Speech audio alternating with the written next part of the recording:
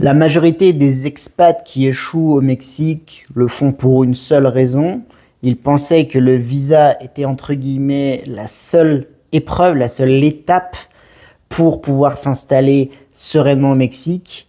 Eh bien, laissez-moi vous dire que ce n'est pas le cas. Alors, vous pensiez avoir tout bien fait, formalité, anticipation, visa, aspect migratoire complètement cadré, et pourtant, après quelques semaines ici au Mexique, ou bien tout simplement en avançant petit à petit dans le processus, vous faites le constat que finalement rien ne va. Quelque chose vous manque. Il y a quelque chose qui se passe. C'est d'après moi quelque chose de très commun et c'est une des erreurs que font les expats au moment d'arriver au Mexique. C'est aussi une des erreurs dont on n'entend pas parler. C'est quelque chose que j'aborde souvent sur cette chaîne et c'est aujourd'hui le sujet dont on va traiter. Au bout de quelques semaines, bien souvent, on se rend compte que finalement, ce qui nous ouvre les portes au Mexique, c'est ni le visa, ni l'argent, ni l'aspect administratif. C'est tout simplement notre capacité à nous adapter à un environnement culturel, à une société qui est différente. Du coup, dans cette vidéo, je vais vous donner 5 clés culturelles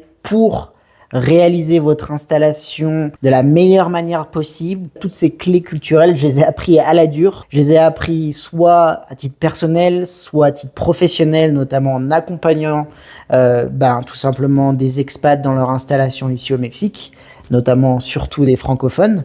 Et c'est un petit peu les leçons que j'ai pu en tirer après toutes ces années d'expérience. La première clé culturelle, c'est une clé historique qu'il faut bien comprendre, c'est que ce pays, le Mexique, est né de deux mondes. Il est né à la fois d'une civilisation, de plusieurs civilisations précolombiennes, et puis d'une histoire hispanique, espagnole, coloniale. Et c'est ce qui a créé aujourd'hui ce pays tout à fait unique qu'est le Mexique. Et donc ce mariage, quelque part ce mariage forcé, a créé une société, des coutumes, une manière de vivre qui est vraiment propre à l'histoire et au patrimoine. Et alors là, évidemment, soit on peut se dire que c'est de l'histoire, c'est intéressant, c'est pour notre curiosité, mais je crois qu'il faut aller au-delà de ça. C'est pas juste intéressant d'un point de vue historique, d'un point de vue intellectuel, c'est vraiment comprendre l'histoire pour pouvoir l'utiliser à son avantage et pour pouvoir véritablement s'intéresser à cette société mexicaine, à ces Mexicains et à ces personnes-là, d'accord, en leur montrant finalement cet intérêt, cet attachement à l'histoire de leur pays. Je crois que c'est faire un grand pas vers cette intégration justement. Et moi, je sais qu'à titre personnel, bien, ça facilite les relations, la communication avec les Mexicains en leur montrant que soit on a lu, soit on a fait des recherches sur des régions, sur une histoire particulière d'un lieu particulier. Et ça, c'est une excellente manière de pouvoir s'approcher, de pouvoir s'intégrer. Mon conseil, c'est montrer que vous vous intéressez à l'histoire du Mexique, montrer que vous vous intéressez aux Mexicains, et croyez-moi, ça peut vous offrir beaucoup de portes. Deuxième clé culturelle, clé sociétale de la société mexicaine qu'il faut comprendre, c'est finalement cette valeur famille fondamentale. Au Mexique, c'est tout à fait normal de voir des célibataires ou même des personnes parfois qui sont en couple, mais qui restent vivre chez leurs parents. Alors, on va pas se mentir, il y a un aspect économique derrière ça, mais pour beaucoup, croyez-moi, pour connaître maintenant pas mal ce pays, je peux vous le dire, et puis en étant un peu dans l'intimité de certains Mexicains, je peux vous le dire, des fois, ça n'a aucune raison économique. Hein. C'est simplement une proximité culturelle qui fait qu'on reste, quand on n'y voit pas le besoin, on ne voit pas le besoin de partir, on reste avec les parents et on reste avec la famille proche. Le point que je veux que vous compreniez, c'est que, il faut l'intégrer. Il faut comprendre cette pratique, cette manière de vivre pour pouvoir derrière l'accepter ou en tout cas tout simplement le respecter. Je dis ça parce que une obligation familiale passera toujours avant une obligation, par exemple, même professionnelle. Il faut bien comprendre qu'aujourd'hui, vous avez beaucoup de Mexicains qui voient dans l'obligation familiale quelque chose d'une importance bien plus supérieure à une obligation professionnelle ou parfois même à un autre rendez-vous personnel, d'accord? Donc la famille avant tout, si vous êtes, je sais pas moi, si vous êtes un employeur ici au Mexique à l'avenir, eh bien ça, vous devez le considérer si vous employez des personnes mexicaines, d'accord? Donc la culture est vraiment différente, le mindset, comme on dit, est différent, et ça, eh bien, comme je le dis souvent, c'est pas le Mexique qui va changer pour vous, c'est à vous de vous adapter au Mexique, entre guillemets. Donc quelque chose à considérer.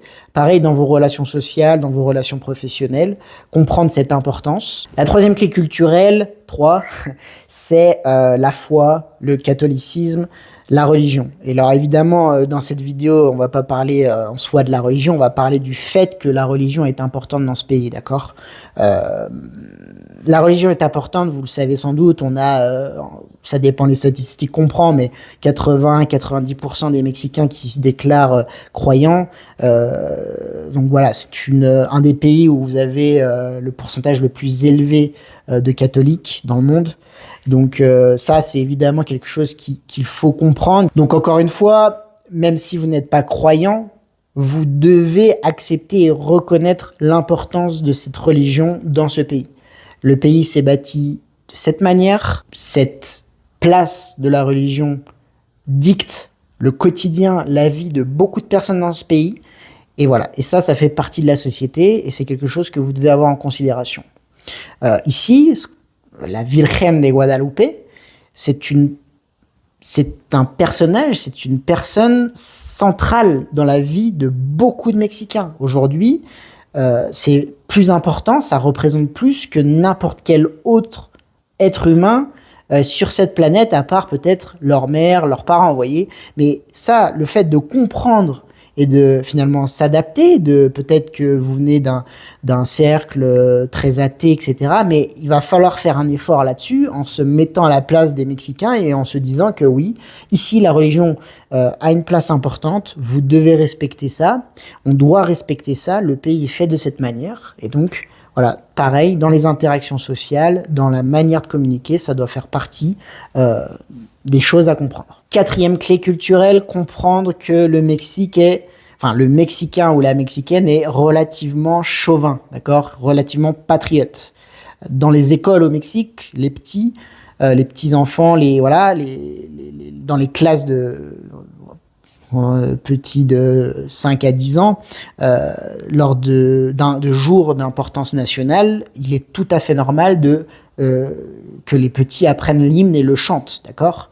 Donc il y a cette éducation autour de la fierté de la patrie. Là où je veux en venir peut-être, c'est que bon, nous on est français, enfin en tout cas, moi je suis français, je parle avec beaucoup de français, j'ai des clients français, mais également les Canadiens. On a tendance des fois à avoir la critique facile, hein, je sais de quoi je parle, et donc là il va falloir faire quand même attention un minimum, hein. Les Mexicains peuvent critiquer leur pays, vous non. Ou en tout cas, vous devez le faire de manière, je pense, intelligente, de manière, dans le respect. Et puis je dirais qu'il faut le faire dans un cercle de confiance, donc peut-être des proches. Mais voilà, j'irai pas commencer à critiquer la politique ou me mettre dans ce genre de sujet avec des Mexicains, surtout dans des relations professionnelles évidemment, mais même je veux dire dans des cadres plus personnels, sans connaître les personnes en face. Voilà, c'est toujours un peu dérangeant. Donc, évidemment, je suis pas là pour vous dire ce qu'il faut faire et ne pas faire. Je vous donne juste mon ressenti, mon expérience. Donc voilà, moi, ce que j'ai tendance à faire, c'est que si je suis pas dans un cadre, un cercle social de confiance, je m'aventure pas dans ce genre de choses. Voilà, mais c'est aussi une marque de respect, je trouve. Après, rien n'empêche, selon moi, de pouvoir s'exprimer. Il faut juste faut le faire de manière un petit peu intelligente. Mais ça peut être intéressant. Et puis, évidemment, éviter c'est mieux là-bas ou c'est mieux. Enfin, on a tendance, je sais, des fois en tant qu'expat, à tout ramener à notre pays ou par exemple, si on a voyagé dans plusieurs pays, on a tendance à comparer. Je crois que c'est vraiment pas la bonne attitude à avoir. Il faut comprendre que les pays, les sociétés marchent de différentes manières. Et comparer, en fait, pour moi, c'est comparer un petit peu des oranges et des pommes. Il n'y a pas d'intérêt. Voilà, chaque pays fonctionne d'une telle manière. On est suffisamment libre aujourd'hui pour pouvoir choisir où on veut vivre. Donc, ça n'a pas d'intérêt, selon moi, d'arriver dans un pays et de commencer à comparer en disant que c'est mieux sur telle chose. Voilà. Ça peut être fait dans le cadre d'une décision, si vous hésitez entre plusieurs pays. Mais je crois qu'une fois que vous êtes dans le pays, en l'occurrence le Mexique, bah, c'est important de garder ce cap-là, de se dire que ça ne sert pas à grand-chose finalement de tout ramener à d'autres pays qu'on connaît. Cinquième et dernière clé, et je crois que c'est la principale chose qu'il faut retenir, et d'ailleurs ça va vous permettre d'être récompensé si vous avez tenu lors de cette vidéo jusqu'à la fin. Je vais vous parler du plus gros choc culturel probablement que les étrangers peuvent connaître, en tout cas ceux que je côtoie le plus, c'est-à-dire en général plutôt européens, canadiens.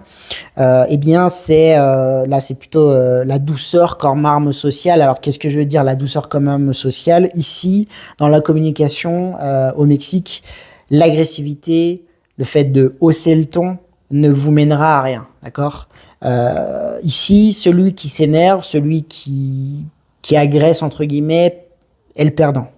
Et vous n'arriverez à rien. Vous ne ferez pas du tout avancer les choses avec ça. Et ça, je crois que c'est quelque chose qu'il faut bien comprendre. Lors de son installation, on découvre énormément de choses au Mexique. Il y a beaucoup de choses qui peuvent nous sembler aberrantes. Il y a beaucoup de choses qui sont compliquées. On a parfois énormément de formalités à gérer. Nous, c'est aussi pour ça qu'on propose des services d'accompagnement, parce que évidemment qu'il y a énormément de choses à gérer. Le stress peut vite arriver.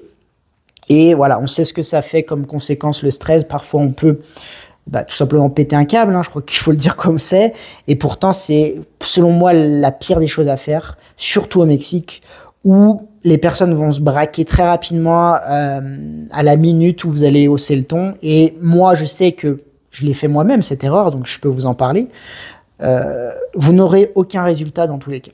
Donc, la seule manière d'avoir des résultats, c'est de rester calme, d'être patient. C'est pas facile, d'accord? Mais je crois que c'est plutôt une bonne chose au final, parce que c'est plutôt une qualité à développer, cette patience et cette manière de communiquer de manière plus douce. Au final, je crois que à long terme, c'est plutôt un avantage et une bonne chose. Donc là-dessus, grosse capacité d'adaptation à développer. Après, évidemment, ça dépend de chacun, du caractère de chacun. Il y a des personnes par définition ou par nature qui sont très patientes et très calmes dans leur manière de communiquer. Donc, ça s'adresse plutôt aux personnes un peu plus sanguines parfois. Je crois qu'il faut essayer de bien garder le fait que vous n'êtes pas dans votre pays d'origine, les codes sont pas les mêmes. Les Mexicains ont tendance à être très mal à l'aise dans la confrontation. Donc ça veut dire que ils vont forcément éviter la confrontation dans les échanges.